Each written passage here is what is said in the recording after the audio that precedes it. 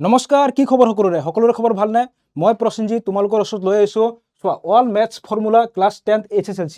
তোমালোক সকলোৰে পৰা কমেণ্ট আহি আছিল যে ছাৰ ক্লাছ 10ৰ গণিতৰ কিতাপখনৰ চেপ্টাৰ ৱাইজ যিখিনি ফৰ্মুলা আছে এই গোটেইখিনি ফৰ্মুলা এবাৰ লৈ আহক। গতিকে তোমালোকৰ কমেণ্টৰ অনুৰোধত মই লৈ আহিছোঁ all maths formula class 10 HSLC। এতিয়া চোৱা তোমালোকৰ যিটো ৰিভিজন চেপ্টাৰত যিখিনি ফৰ্মুলা আছে এইখিনি তোমালোকে আগৰ ক্লাছসমূহত পাই আছিলা, সেইখিনিকে ৰিভিজন দি দিছে, ঠিক আছে। গতিকে মই তোমালোকক চেপ্টাৰ 1ৰ পৰা যিখিনি ফৰ্মুলা আছে সেইখিনি দি দিম। এতিয়া চোৱা চেপ্টাৰ 1 কি আছে আমাৰ বাস্তৱ সংখ্যা ৰিয়েল নাম্বাৰছ। এতিয়া চোৱা ইয়াত তোমালোকৰ কেৱল দুটাই ফৰ্মুলা আছে। এটা হৈ গ'ল আমাৰ চোৱা ইউক্লিডৰ বিভাজন প্ৰমেয়িকা। চোৱা ইউক্লিডৰ বিভাজন প্ৰমেয়িকাটো কি হয়? a = bq + r য'ত 0 <= r b।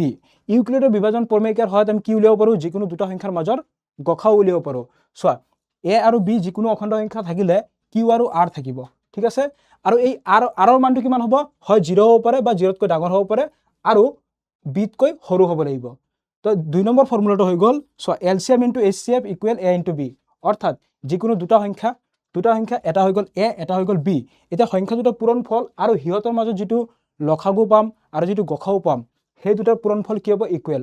অৰ্থাৎ দুটা সংখ্যাৰ মাজৰ লসাগু আৰু গসাগুৰ যিটো সম্পৰ্কটো হৈ গ'ল এইটো লসাগু পূৰণ গসাগু সমান সমান সংখ্যা দুটাৰ পূৰণফল। এতিয়া চোৱা চেপ্টাৰ 1ত কেৱল এই দুটা ফৰ্মুলাই পাবা। এতিয়া আমি আহোঁ চেপ্টাৰ 2 লৈ। চেপ্টাৰ 2ত কি দেখা পাইছা? বহুপদ মানে পলিনমিয়েলছ। এতিয়া চোৱা বহুপদৰ ক্ষেত্ৰত দ্বিঘাত বহুপদৰ যিটো আৰ্হিটো কি হৈ গ'ল? ax² + bx + c য'ত a ≠ 0। এতিয়া চোৱা কি বুলি কৈছোঁ? ax² + bx + c। এতিয়া চোৱা দ্বিঘাত বহুপদ হ'বলৈ হ'লে চলক যিটো আছে xৰ সৰ্বোচ্চ ঘাত কিমান থাকিব লাগিব? 2 থাকিব লাগিব। এতিয়া যদি a = 0 হৈ যায় তেতিয়াহ'লে কি হ'ব? এইখিনি 0 হৈ যাব। এইখিনি যদি 0 হৈ যায় তেতিয়াহ'লে এইটো দ্বিঘাত বহুপদ হৈ নাথাকে। সেইকাৰণে দ্বিঘাত বহুপদৰ যিটো আৰ্হি, প্ৰথমতে আৰ্হিটো জানিব লাগিব কি? এইটো ax² + bx + c য'ত a ≠ 0। ইয়াৰ মানটো 0 হ'ব নোৱাৰে। এইটো হৈ গ'ল দ্বিঘাত বহুপদৰ আৰ্হিটো, ঠিক আছে। এতিয়া ইয়াৰে ফৰ্মুলা কি? চোৱা দ্বিঘাত বহুপদ বুলি ক'লে চলকৰ দুটা মান থাকিব লাগিব। চলক যিটো xৰ মান দুটা ওলাব। অৰ্থাৎ এই যিটো দ্বিঘাত বহুপদ ইয়াৰে শূন্য কেইটা ওলাব? দুটা। এটা শূন্য ধৰি লৈছোঁ আলফা, এটা ধৰি লৈছোঁ বিটা। এতিয়া শূন্য দুটা যদি সমষ্টি উলিয়াও যোগফল, চোৱা এটা আলফা এটা বিটা, শূন্য দুটা যোগফল উলিওৱা ফৰ্মুলাটো কি? -b/a, ঠিক আছে। আৰু এই শূন্য দুটা গুণফল আলফা পূৰণ বিটা, আলফা × বিটাই কৰিলে কি হ'ব? c/a। এতিয়া যে লিখিছোঁ a b c, এইবিলাক চোৱা a b c বিলাক কি হয়? a, b, c এইবিলাক হৈ গ'ল যিকোনো বাস্তৱ সংখ্যা, ঠিক আছে। চোৱা এই a b c অৰ্থাৎ x বিলাক কি হৈ গ'ল? চলক আৰু এইবিলাক কি হৈ গ'ল? সহগ। তো এইখিনিকে আমি ক'ব পাৰোঁ যে চলক আৰু সহগৰ মাজৰ সম্পৰ্ক। মনত ৰাখিবা চলক আৰু ইয়াত চলক নহয়, এইটো কি বুলি কোৱা হ'ব? এই দুটা কি আছিলে আমাৰ? শূন্যবোৰ আৰু সহগবোৰৰ মাজৰ সম্পৰ্ক। চোৱা শূন্য দুটাৰ যোগফল কি হৈ গ'ল? -b/a, শূন্য দুটাৰ পূৰণফল কি হৈ গ'ল? c/a, ঠিক আছে। এই দুটা ফৰ্মুলা মনত ৰাখিব লাগিব। আৰু আছেনে ফৰ্মুলা ইয়াত? চোৱা এই যিটো আমাৰ কি আছিলে এইটো? বহুপদ। এই বহুপদৰ ক্ষেত্ৰত আমাৰ কিছুমান বীজগণিত অভেদ মনত ৰাখিব লাগিব, যিখিনি তোমালোকে আগৰ ক্লাছসমূহতো মুখস্থ কৰি আহিছা। এইখিনি তোমালোকে এবাৰ চাই লোৱা, মুখস্থ কৰিবা, ঠিক আছে। আৰু মই ইয়াৰে যিখিনি নোটছ, আজিৰ ক্লাছৰ নোটছখিনি আমাৰ হোৱাটছআপ চেনেলত দি দিম। তাত তোমালোকে নোটছবিলাক চাই ল'বা, মানে এইখিনি চাই ল'বা, মুখস্থ কৰিবা, ঠিক আছে। নেক্সট ফৰ্মুলা আহিল তোমাৰ চেপ্টাৰ 3ৰ পৰা। চেপ্টাৰ 3ত বেছি ফৰ্মুলা নাই। ইয়াত কি আছে চোৱা দুটা চলকত ৰৈখিক সমীকৰণৰ জোৰ। ইয়াত আমি জানিব লাগিব চোৱা এটা সমীকৰণ যদি এনেকুৱা হৈ গ'ল a1x + b1y + c1 = 0, আৰু এটা সমীকৰণ হৈ গ'ল a2x + b2y + c2 = 0। দুটা সমীকৰণ। এতিয়া এই দুটা সমীকৰণৰ কি হ'ব? ৰেখা কেইটা হ'ব? দুটা হ'ব। এতিয়া চোৱা যদিহে সমীকৰণৰ ৰেখা দুডালে এটা বিন্দুত এনেকে কটাকটি কৰে, ধৰি লৈছোঁ প্ৰথমটো সমীকৰণৰ লেখ হৈ গ'ল এইটো, দ্বিতীয়টো সমীকৰণৰ লেখ হৈ গ'ল এইটো। এতিয়া কি কৰিছে? এটা বিন্দুত কটাকটি কৰিছে। এটা বিন্দুত কটাকটি কৰাৰ যিটো চৰ্ত আছিলে চেপ্টাৰ 3ৰ পৰা আমি কেৱল চৰ্তখিনি মনত ৰাখিব লাগিব, ঠিক আছে। চৰ্তটো কি আছিলে? a1/a2 ≠ b1/b2 হ'ব লাগিব, হ'ব লাগিব, ঠিক আছে। মানে ৰেখা দুডালে এটা বিন্দুত কটাকটি কৰাৰ চৰ্তটো হৈ গ'ল এইটো। নেক্সট ৰেখা দুডালে যদি চোৱা এডাল ৰেখা আৰু এডাল ৰেখা যদি ইয়াৰ ওপৰেৰে যায়, ঠিক আছে, তেতিয়াহ'লে শৰ্তটো কি হ'ব আমাৰ a1/a2 equal b1/b2 equal c1/c2, ঠিক আছে।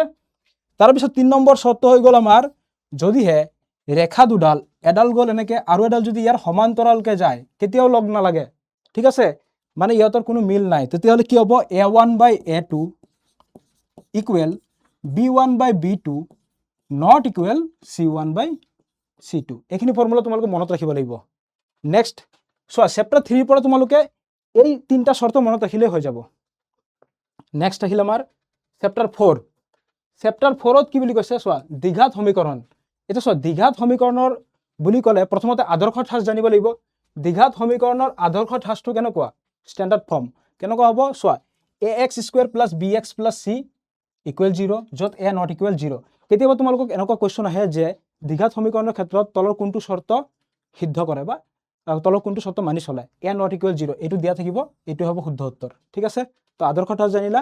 এতিয়া ইয়াৰে যিটো সূত্ৰ দ্বিঘাত সূত্ৰ, দ্বিঘাত সমীকৰণৰ পৰা যদি তোমাক এক্সৰ ভেলু উলিয়াব দিয়ে, তো দ্বিঘাত সূত্ৰ ব্যৱহাৰ কৰি তুমি এক্সৰ মান উলিয়াব পাৰিবা। কেনেকৈ উলিয়াবা চোৱা, দ্বিঘাত সূত্ৰটো কি চোৱা, x equal -b ± root b² - 4ac/2a, ঠিক আছে। এইটো আছিলে আমাৰ দ্বিঘাত সূত্ৰ। এতিয়া চোৱা দ্বিঘাত সমীকৰণ এটাৰ পৰা তুমি কেনেকৈ গম পাবা যে এই দ্বিঘাত সমীকৰণৰ বাস্তৱ মূল আছে নে নাই, সেইটো উলিওৱাৰ কাৰণে এটা শৰ্ত হৈ গ'ল চোৱা বিবেচিকা বা ভেদ নিৰূপক বুলি কোৱা হয়। কি হ'ব d ইকুৱেল b² - 4ac। তো b² - 4ac উলিয়াই তুমি কেনেকৈ গম পাবা যে এই দ্বিঘাত সমীকৰণটোৰ বাস্তৱ মূল আছে নে নাই? চোৱা তাৰ কাৰণে তিনিটা শৰ্ত আছে। তো 1 নম্বৰ শৰ্ত হৈ গ'ল চোৱা দ্বিঘাত সমীকৰণ এটাৰ দুটা স্পষ্ট ভিন্ন বাস্তৱ মূল থাকিব। বাস্তৱ মূল থাকিব যদিহে কণ্ডিশ্যন যদি b² - 4ac মানটো 0তকৈ ডাঙৰ হয়। 0তকৈ ডাঙৰ হ'লে কি হ'ব? দুটা স্পষ্ট ভিন্ন বাস্তৱ মূল আছে। দ্বিতীয়তে চোৱা দুটা সমান বাস্তৱ মূল আছে যদিহে b² - 4ac ইকুৱেল 0 হয়, যদি ইকুৱেল 0 হয়। 3 নম্বৰত কি চোৱা কোনো বাস্তৱ মূল নাই, মানে কাল্পনিক মূল থাকিব, বাস্তৱ মূল নাই যদিহে b² - 4ac লেছ দেন 0। এই তিনিটা শৰ্ত তোমালোকে মনত ৰাখিবা, ঠিক আছে। তো দ্বিঘাত সূত্ৰ হৈ গ'ল, শৰ্ত হৈ গ'ল। এবাৰ চোৱা চেপ্টাৰ 5। চেপ্টাৰ 5ত কি বুলি কৈছে? সমান্তৰ প্ৰগতি, মানে এৰিথমেটিক প্ৰগ্ৰেছন AP। শৰ্টত আমি কি লিখিব পাৰোঁ? AP বুলি লিখিব পাৰোঁ।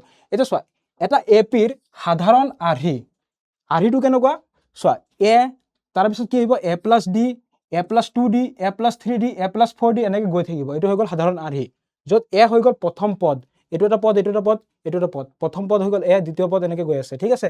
এবাৰ চোৱা ইয়াৰে যিখিনি ফৰ্মুলা হৈ গ'ল চোৱা an, n মানে হৈ গ'ল কিমানতম, nতম পদ উলিওৱা ফৰ্মুলাটো কি a + n - 1 d, আৰু d মানে হৈ গ'ল সাধাৰণ অন্তৰ।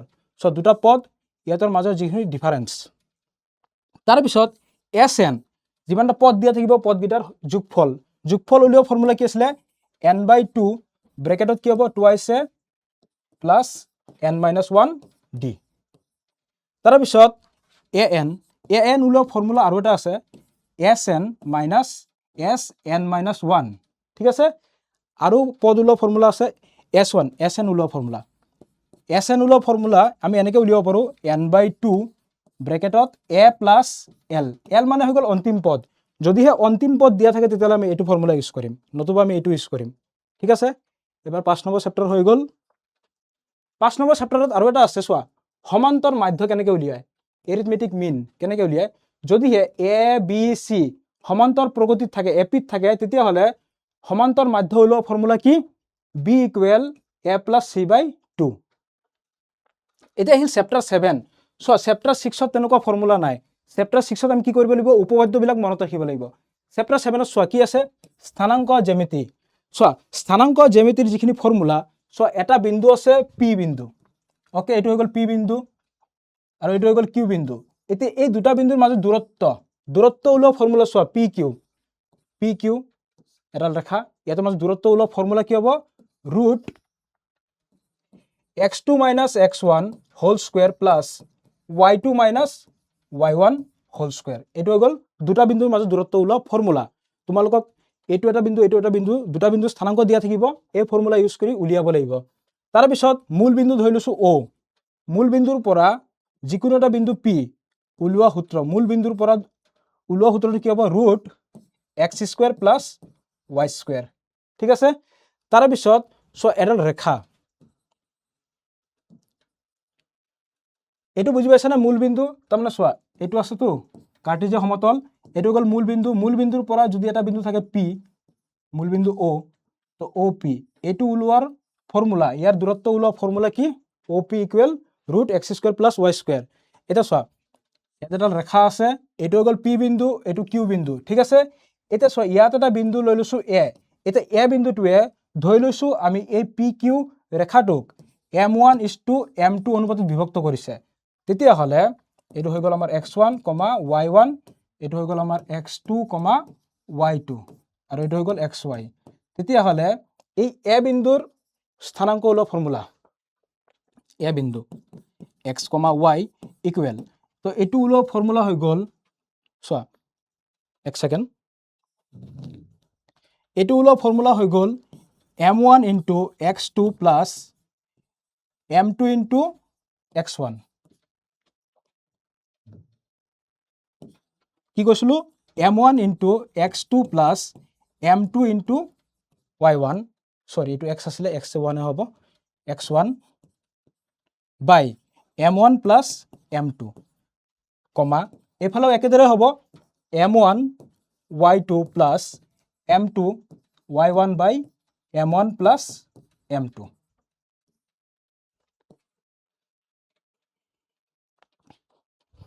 ঠিক আছে, এইখিনি বুজি পাইছা। এইবাৰ চোৱা যদিহে এটা ত্ৰিভুজ দিয়া আছে, ঠিক আছে, এ বি চি, এতিয়া এ বিন্দু স্থানাংক x1, y1, বি বিন্দু স্থানাংক x2, y2, চি বিন্দু স্থানাংক x3, y3, তেতিয়াহ'লে এই ত্ৰিভুজটোৰ কালি উলিওৱা ফৰ্মুলা চোৱা, এৰিয়া অফ ত্ৰিভুজ এ বি চি, কালি উলিওৱা ফৰ্মুলা কি হ'ব 1/2, প্ৰথমতে x1 লিখি ল'বা। ঠিক আছে, x1 ব্ৰেকেটত y2 minus y3 plus x2 y3 minus y1 plus x3 y1 minus y2। এতিয়া চোৱা ত্ৰিভুজৰ কালি ওলোৱা ফৰ্মুলা হৈ গ'ল এইটো। এতিয়া চোৱা এইটো ফৰ্মুলা মুখস্থ কৰাৰ কাৰণে একেবাৰে সহজ। চোৱা প্ৰথমতে আমি x1 লিখিলোঁ, এইফালে x2 লিখিলোঁ, এইফালে x3 লিখিলোঁ, বাকী 1 লিখাৰ পিছত y ৰ মানটো কি হৈ যাব 2, y ৰ মান 3, y ৰ মান 2 লিখাৰ পিছত y ৰ মান 3, 1, 3 লিখাৰ পিছত 1, 2, এনেকৈ গৈ থাকিব। ঠিক আছে, এইফালে ক্লজ। ঠিক আছে, চেপ্টাৰ 7ৰ কুৱেশ্যনখিনি, সৰি কুৱেশ্যন বুলি নহয়, চেপ্টাৰ 7ৰ যিখিনি ফৰ্মুলা আছিলে আমি আলোচনা কৰিলোঁ। কি আহিলে চেপ্টাৰ 8, চেপ্টাৰ 8ৰ যিখিনি ফৰ্মুলা ত্ৰিকোণমিতিৰ পৰিচয়, চ' এইটো একেবাৰে ইজি। ত্ৰিকোণমিতিৰ যিমানখিনি ফৰ্মুলা আছে এই গোটেইখিনি আমাৰ কি হয় সমকোণী ত্ৰিভুজৰ ক্ষেত্ৰতহে প্ৰযোজ্য। চোৱা ইয়াৰে অনুপাতখিনি ওলোৱাৰ যিটো ফৰ্মুলা মনত ৰাখিবা, P B P H H B. ঠিক আছে, ইয়াৰে পৰা তোমাৰ যিখিনি অনুপাত আছিলে ওলাই যাব। চোৱা P/H, B/H, P/B। চ' P/H মানে হৈ গ'ল আমাৰ চাইনৰ অনুপাত, চাইন থিটা ইকুৱেল P/H।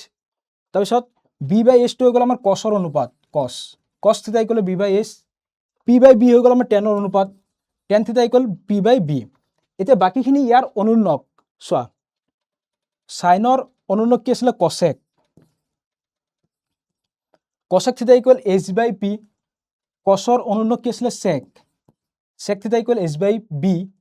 টেনৰ অনুন্নক কট থিটা ইকুৱেল B/P। ঠিক আছে, এবাৰ চোৱা মই কি বুলি কৈছিলো চাইন, ইয়াৰে অনুন্নক হৈ গ'ল 1/কছেক, ইয়াত থিটা লিখি দিব পাৰা, থিটা, চাইন থিটা ইকুৱেল 1/কছেক থিটা। থিটা মানে কিমান ডিগ্ৰী কোণ, থিটা মানে হৈ গ'ল কোণ। ঠিক আছে, তাৰপিছত চোৱা যদি কছেক লিখা, কছেক থিটাটোক আমি এনেকৈ লিখিব পাৰোঁ 1/চাইন থিটা। মনত ৰাখিবা চাইনটো কি হৈ গ'ল কছেকৰ অনুন্নক, আৰু কছেকটো হ'ব চাইনৰ অনুন্নক। এবাৰ চোৱা কছ থিটা ইকুৱেল 1/চেক থিটা। ঠিক একেদৰে চেক থিটা ইকুৱেল 1/কছ থিটা। এবাৰ টেন থিটা ইকুৱেল 1/কট থিটা। কট থিটা ইকুৱেল 1/টেন থিটা।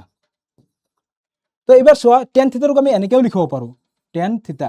কেতিয়াবা তুমি টেন থিটাটোক এনেকৈ বহুৱাই তোমাৰ এনচাৰটো নিমিলিব পাৰে, তাত আমি কি কৰিব লাগিব, টেন থিটা ইকুৱেল আমি এনেকৈ লিখিব লাগিব চাইন থিটা বাই কছ থিটা, চাইন থিটা বাই কছ থিটা। ঠিক একেদৰে কট থিটাটো কি হ'ব, একেদৰে মানে কি টেন থিটাৰ অনুৰণক কি হ'ব, অনুৰণক হ'লে কি হ'ব, কছটো ওপৰত যাব চাইনটো তলত আহিব, কছ থিটা বাই চাইন থিটা। ঠিক আছে, নেক্সট কি আহিলে চোৱা, এবাৰ চোৱা পূৰক কোণৰ ত্ৰিকোণমিতিক অনুপাত। পূৰক কোণ মানে কি, দুটা কোণৰ যোগফল কিমান আছিলে 90 ডিগ্ৰী। তো চোৱা এতিয়া চোৱা sign 90 degree minus a equal কি হৈ যায়, কছ এ। চোৱা ফৰ্মুলা, এইটো ফৰ্মুলা ইউজ কৰিব লাগিব, কেতিয়াবা তুমি এইটো বহুৱাই কছ এ পাবা। ঠিক আছে, কছ 90 ডিগ্ৰী এ মাইনাছ চাইন এ, টেন 90 ডিগ্ৰী এ মাইনাছ কট এ, কট 90 degree minus a equal ten A, check 90 degree minus a equal কছেক A, কছেক 90 degree minus a equal check এ। তাৰে পিছত আহিল ফৰ্মুলা, ইয়াৰে কেইটামান ফৰ্মুলা আছে, ফৰ্মুলাখিনি লিখি ল'বা, যে চাইন স্কুৱেৰ এ প্লাছ কছ square a equal 1, tech square A minus ten square a equal 1, কছেক square a equal 1 plus কট স্কুৱেৰ এ। এতিয়া চোৱা ফৰ্মুলাখিনি মই যদি তোমালোকক ধুনীয়াকৈ বুজাবলৈ যাওঁ ভিডিঅ'টো বহুত দীঘলীয়া হৈ যাব, মই তোমালোকক কম সময়ৰ ভিতৰত গোটেইখিনি চেপ্টাৰৰ গোটেই ফৰ্মুলাখিনি তোমালোকক দেখুৱাই দিবলৈ চেষ্টা কৰিছোঁ। চোৱা চেপ্টাৰ 12ত আহিলে কি আমাৰ বৃত্ত সম্বন্ধীয় কালি। এতিয়া চোৱা তাৰ আগত কি আছিলে চেপ্টাৰ 8, চেপ্টাৰ 9টো তোমালোকৰ নাহে। চেপ্টাৰ 10ত কি আছিলে, বৃত্তৰ ওপৰত তেনেকুৱা সূত্ৰ নাই, সেই সূত্ৰখিনি মই ইয়াত লিখি লৈছোঁ, কিছুমান সূত্ৰ আছে বৃত্তৰ ওপৰত। চোৱা যেনে পৰিসীমা, বৃত্ত এটাৰ পৰিসীমা কি আছিলে 2πr, r মানে হৈ গ'ল বৃত্তৰ ব্যাসাৰ্ধ, আৰু পাইৰ মান সকলোৱে জানা, পাইৰ মান কিমান, পাইৰ মান হৈ গ'ল 22/7। ঠিক আছে, তাৰপিছত কালি, বৃত্তৰ কালি উলিওৱা সূত্ৰ কি, পাই আৰ স্কুৱেৰ। চোৱা বৃত্তৰ ইয়াৰ পৰা গোটেইখিনি দৈৰ্ঘ্যটো কি বুলি কোৱা হয়, পৰিসীমা, আৰু বৃত্তটো কিমান, বৃত্ত এটাই কিমান ঠাই আগুৰি আছে এইখিনি কোৱা হয় কালি। তাৰপিছত চোৱা বৃত্তৰ ব্যাসাৰ্ধ উলিওৱা ফৰ্মুলা, ব্যাসাৰ্ধ মানে কি চোৱা, এই ব্যাসৰ আধা কৰি দিলে ব্যাসাৰ্ধ হৈ যাব, ব্যাসৰ আধা, ব্যাস হৈ গ'ল d, তাৰে আধা কৰি দিয়া ব্যাসাৰ্ধ।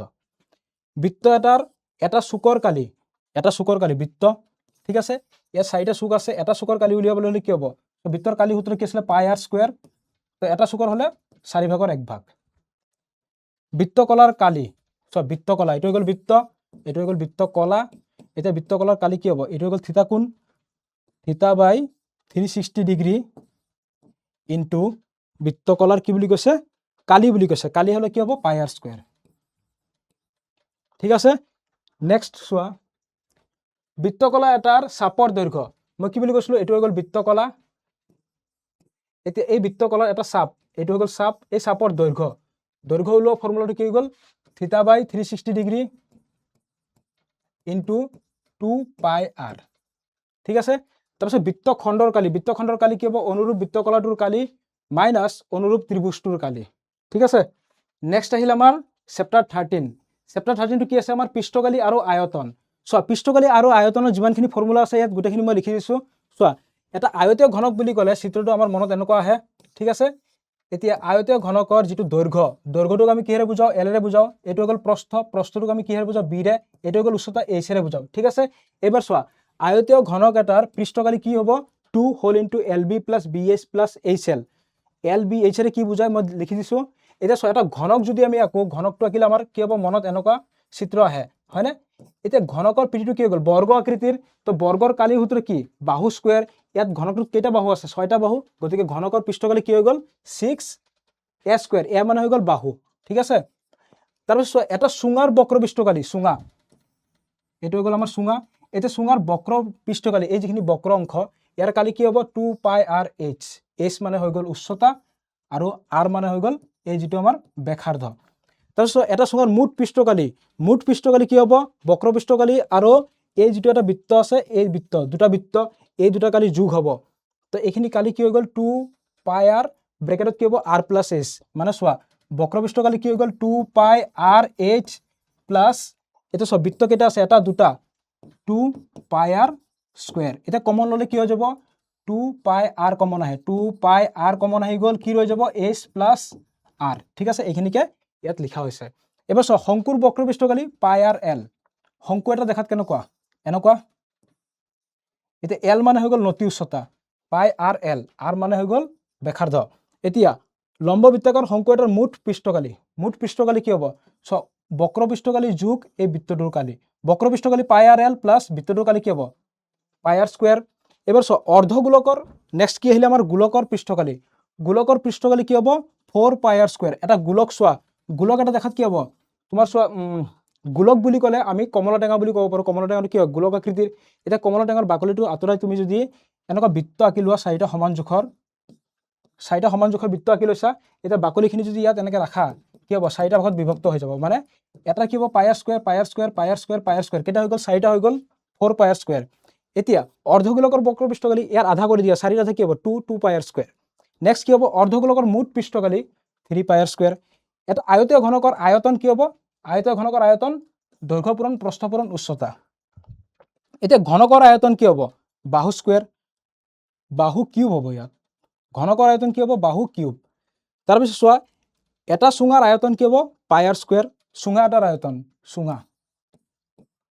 চুঙা এটাৰ আয়তন কি বুলি কৈছে πr²h। তাৰপিছত এটা শংকুৰ আয়তন কি হ'ব চোৱা, চুঙাৰ যদি πr²h হয় তাৰে 3/1 শংকু বুলি ক'লে কি হ'ব, ইয়াত যদি আমি শংকু এটা আঁকো এনেকুৱা হৈ যাব। তো এটা ভাগ, দুটা ভাগ, তিনিটা ভাগ, তিনিটা শংকু দেখা পাইছা, 3/1 πr²h। নেক্সট এটা গোলকৰ আয়তন কি হ'ব 4/3πr³। অৰ্ধগোলকৰ আয়তন কি হ'ব ইয়াৰ আধা কৰি দিয়া 2/3πr³। ঠিক আছে, এবাৰ চোৱা নেক্সট কি আছে সেইখিনিকে ইংলিছত লিখি থোৱা আছে। নেক্সট এবাৰ চোৱা চেপ্টাৰ 14 পৰিসংখ্যা। পৰিসংখ্যাত কি হয় আমি যেতিয়া মাধ্য উলিয়াব যাওঁ, ঠিক আছে, যিকোনো তথ্যৰ মাধ্য উলিওৱা ফৰ্মুলাটো কি আছিলে এক্স বাৰেৰে বুজোৱা হয় মাধ্য। X bar equal summation of fi xi by summation of fi। fi মানে বাৰম্বাৰতা, এইটো বাৰম্বাৰতা ইনটু এইটো হৈ গ'ল শ্ৰেণীসূচক xi। এতিয়া চোৱা মাধ্য উলিওৱা তিনিটা পদ্ধতি আছে। এটা হৈ গ'ল আমাৰ প্ৰত্যক্ষ পদ্ধতি, বিবেচিত গড় পদ্ধতি। বিবেচিত পদ্ধতি উলিয়াবলৈ হ'লে আমাৰ এইটো formula a plus summation of fi xi ঠাইত di আহিব, তলত কি আছে সামেশ্যন অফ fi। 3 নম্বৰ পদ্ধতিটো হৈ গ'ল ঢাপ বিচ্যুতি পদ্ধতি। So x bar equal a plus summation of fi di ঠাইত এবাৰ কি আহিব ui by summation of fi into h। এই তিনিটা পদ্ধতি হৈ গ'ল আমাৰ মাধ্য উলিওৱাৰ। নেক্সট আহি গ'ল আমাৰ সংঘবদ্ধ তথ্যৰ বহুলক উলিওৱা ফৰ্মুলা হৈ গ'ল l plus f1 minus f0 বাই 2f1 minus f0 minus f2 into h। So next আহি গ'ল আমাৰ সংঘবদ্ধ তথ্যৰ মধ্যমা উলিওৱা ফৰ্মুলা কি l plus n/2 minus cf বাই f ইনটু h। নেক্সট আহি গ'ল আমাৰ চেপ্টাৰ 15 সম্ভাৱিতা, লাষ্ট চেপ্টাৰ। তো সম্ভাৱিতাৰ ক্ষেত্ৰত আমাৰ এটাই ফৰ্মুলাটো কি হৈ গ'ল p অফ e মানে probability অফ e ইকুৱেল তলত থাকে আমাৰ মুঠ ফলাফল আৰু ওপৰত থাকিব যিটো ঘটনা ঘটিছে এই ঘটনা ইৰ পক্ষে ঘটিত ফলাফলৰ সংখ্যা। তো p অফ e ইকুৱেল ইৰ পক্ষে ঘটিত ফলাফলৰ সংখ্যা লিখিছো, তলত কি থাকে আমাৰ মুঠ ফলাফলৰ সংখ্যা। এইখিনি ইংলিছত লিখা আছে। আৰু এটা কথা মনত ৰাখিবা, যদি তোমালোকক সোধে যে এটা ঘটনা ঘটিছে, মানে ধৰা হল মুদ্ৰা এটা টছ কৰিলে কি হয় দুটা ফলাফল ওলায়, এটা এইচ ওলায় এটা টি ওলায়, মানে হেড বা টেল ওলায়। তো হেড ওলোৱাৰ সম্ভাৱিতা যদি সোধে তো হেড ওলোৱাৰ সম্ভাৱিতা এটা পাইছা, আকৌ হেড নোলোৱাৰ সম্ভাৱিতা পাইছা। তো নোলোৱাটো পি অফ ই বাৰেৰে বুজোৱা হয়। তো হেড ওলোৱাৰ সম্ভাৱিতা হেড নোলোৱাৰ সম্ভাৱিতা এই দুটা মিলি কিনে কি হৈ যায় 1 হৈ যায়। এইটো এটা ফৰ্মুলা মনত ৰাখিবা, ঠিক আছে। আৰু সম্ভাৱিতা সদায় কি হয় 0 হ'ব পাৰে বা 0তকৈ ডাঙৰ হ'ব পাৰে। তো পি অফ ই বা 1তকৈ সৰু হ'ব পাৰে বা 1ৰ সমান হ'ব পাৰে। মনত ৰাখিবা সম্ভাৱিতাৰ মানটো 1তকৈ ডাঙৰ হ'ব নোৱাৰে। গতিকে আজিৰ ক্লাছ তোমালোকৰ সৈতে চেপ্টাৰ 1ৰ পৰা চেপ্টাৰ 15লৈকে যিমানখিনি ফৰ্মুলা আছিলে এই গোটেইখিনি ফৰ্মুলা তোমালোকৰ সৈতে গো থ্ৰু কৰা হৈছে। তোমালোকে এবাৰ এইখিনি চাই লোৱা, আৰু এই আজি নোটছখিনি মই তোমালোকক আমাৰ হোৱাটছএপ চেনেলত দি দিম, টেনশ্যন ল'ব নালাগে। অ'কে।